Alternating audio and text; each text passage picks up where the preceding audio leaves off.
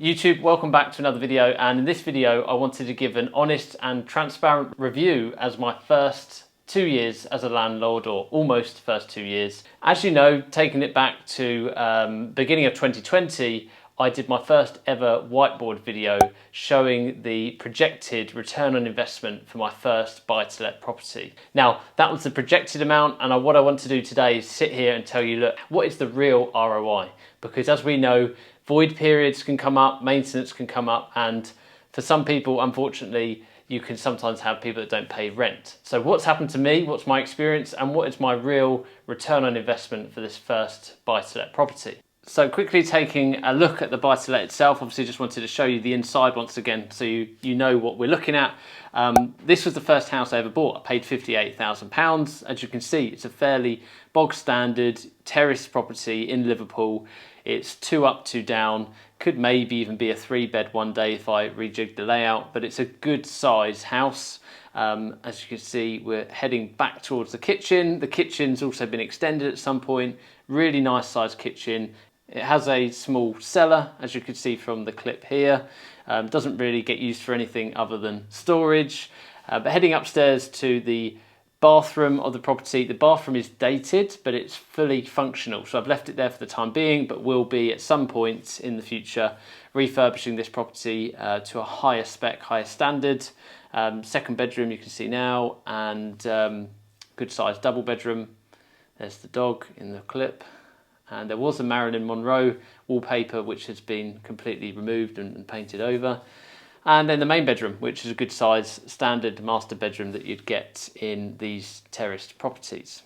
So that's the video of the house. It was purchased for £58,000 and I rent that out at £525 per calendar month. Now I'm lucky enough that I've actually had the same tenants that moved in from January 2020. Now I'm hopeful that that's because they've had a great time there, but I also think it's because I've kept the rent at the same amount, whereas arguably I could have raised it going off of what else has been rented in the area. But loyalty is being rewarded here because they've stayed with the property. There's been some maintenance issues, but it's not been huge. But talking of maintenance issues, let's have a look at the spreadsheets from the last 2 years of achieving rent from this property. And before we go into the full 2 years worth of rent, let's look at what I predicted on the whiteboard. So looking at the whiteboard from that very first video that I did, and at the time I was very much an amateur investor, let alone an amateur YouTuber, as this is one of my very first videos.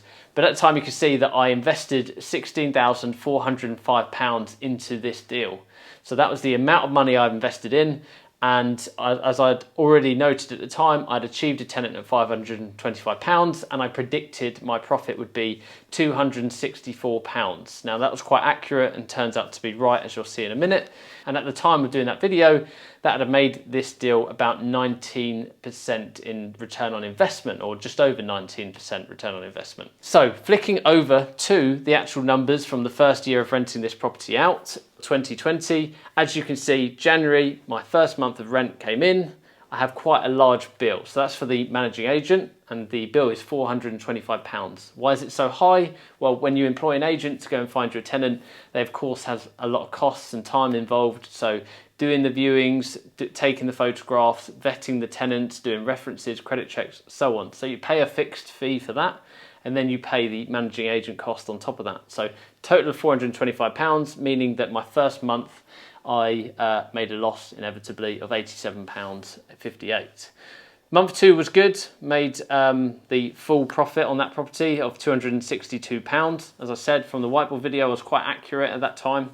But month 3, not so good. So month 3, the tenants had gone away on holiday, and actually something fell, or the splashback in the kitchen fell off in the kitchen. It broke. I agreed to pay for it and for the painting that was needed at the time, totaling £215, meaning I only made £47 profit that month. Quickly moving through this so we don't take ages. At some point, which was between April and May, I changed insurance provider, got that cost down, meaning that my profit is now £275. Had a good summer of earning rent, and then the winter came. Now, when I say the winter came, the first thing that came up was actually the electrics. I bought this house knowing that it needed a new consumer unit, but I thought I might be able to put it off for say 12 months. It was all safe at the time I bought it, so nothing unsafe there for the tenants. But as I needed a new EICR, and as I was going to need that work, and there was a few faults within the house, I actually had a new consumer unit put in. So that month, £580 in maintenance of new consumer unit and electrics and getting that EICR done. And the month after was really where the winter took in. There was a small kitchen leak and I needed to have that fixed straight away, had the painting done to remedy that, costing me £210. So again, a few months here, not at full profit, in fact making a loss in one of those months, meaning that the total profit for year one of this property is £1,901.64, whereas it should be more in the region of 3,300. So in actual fact, in my first year, my return on investment, where I projected 19, maybe just over 19%, was actually 11.6%. So for some people that got money in ISAs and stocks, earning between 3 and 6%, that's probably, wow, 11%. But for me, because of these things that can come up, I could have had more maintenance, I could have had voids. I would really want a property to be performing at more than 11%. It needs to be up near that 20% for me. So let's now take a look at 2021, which of course we haven't completed the year yet. There's a few months away, so I've made some assumptions at the end of the year. But so far, pretty good. So February, I did have some bills come up, which has totaled £170. But apart from that, touch wood, I'm all fairly plain sailing. So I've actually managed to profit a lot more from this property this year. And touch wood, if the next 3 months go to plan and I get full rent until December, then this property will be almost fully functioning, meaning that I make £3,140 in profit just from this property ticking along. And I have to say that has actually been very passive this year to date, meaning at that level of profit, it would have achieved a 19.1% return on investment this year. So that is much better and much closer to where I want to be. Now, I've talked about 2020, I've talked about 2021. What do I project for 2022? Well, I actually think that this property is going to do very well next year, and here is why. So I bought it for 58, refinancing at 85,000. This means that the new deposit in this property is just over 21,000. So I'll leave that money in there, but it means I can refinance 75% out on this new mortgage at £63,750. Now I use that 63,000 to pay off the previous mortgage, and then I'm left with about £20,000 of money and equity that I can take on to another deal. So not only has this house over the last year paid me in rent, but also it's gone up in capital appreciation. I'll be taking £20,000 out for a future deal. But also that means that this property going forward is going to be an infinite return on investment. And that is because I will have left no money in this deal after the refinance. I thought I'd use this opportunity to give you a few tips for your property investing. Tip number one is persistence. So persistence, because you have to work through the tough months at the beginning of getting a property. Inevitably, when a tenant moves in, those first 6 months, there's going to be some teething issues, there's going to be some maintenance issues that you need to sort quickly. It's your job to remedy them quickly, keep your tenants happy, and keep that money coming in the future. So persistence, because that first year, maybe in the first 2 years, it might not perform at 100% of its best. But in the future, you then might get to a stage where it's fully cash flowing and making that profit it should. So if it's meant to be making £3,500 profit, that first year might be 2,000. That second year might be 2,500.